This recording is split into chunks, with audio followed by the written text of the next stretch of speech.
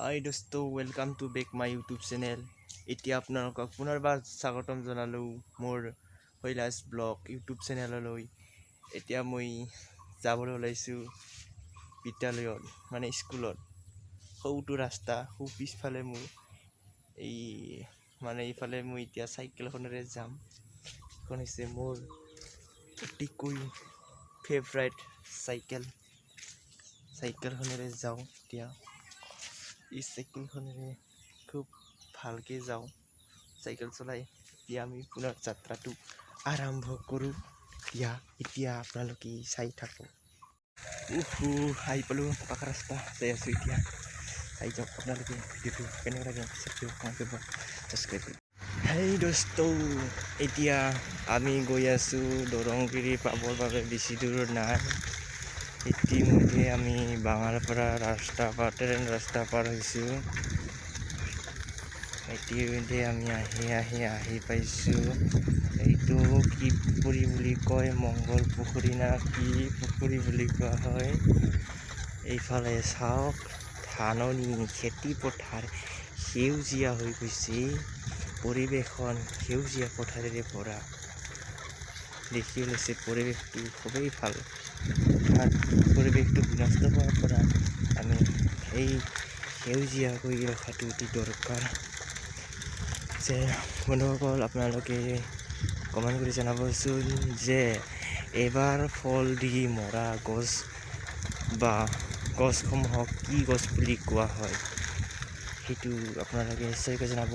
এবাৰ ফল দি মৰা গছ মানে এইটো পুখুৰী মংগল পুখুৰী না মলম পুখুৰী বুলি কয়।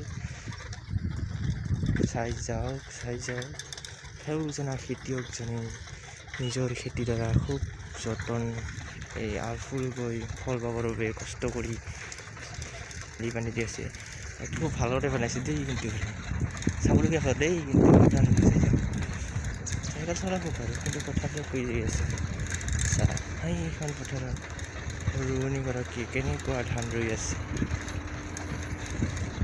সুন্দৰকৈ অকলে নিজৰ খেতিৰ দ্বাৰা নিজে যত্ন কৰি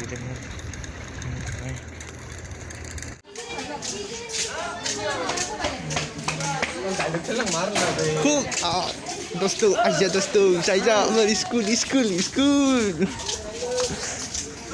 আজি বোলে বিদ্যালয়ত মোবাইল দিব।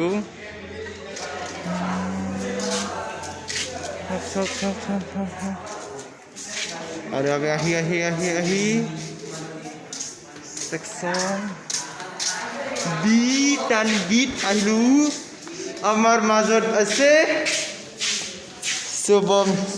শিৱম সাহা এণ্ড কি নাম আছিল, দেৱম সাহা।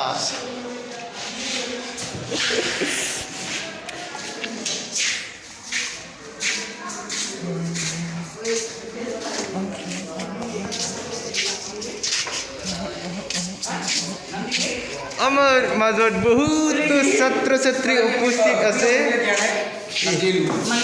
মানুহ বৰুণদেৱ, অগ্নিদেৱ, চন্দ্ৰদেৱ আছে।